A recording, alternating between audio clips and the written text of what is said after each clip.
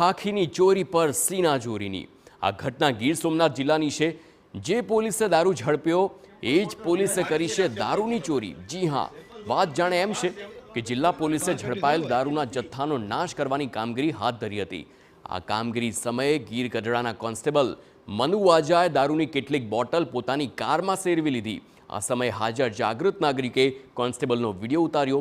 વિડીયોમાં constable sample માટે bottle લઈ જવાની વાત કરતો નજરે પડે છે।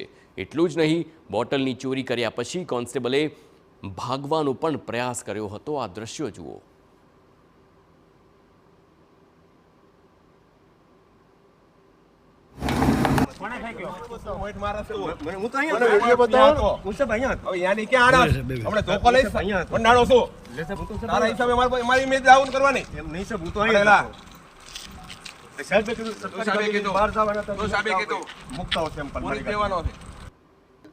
જો કે ઘટના પોલીસ અધિકારીના ધ્યાન પર આવતા સમગ્ર મામલો આવતા સ્થળ પર કોન્સ્ટેબલનો ઉધડો લેવામાં આવ્યો।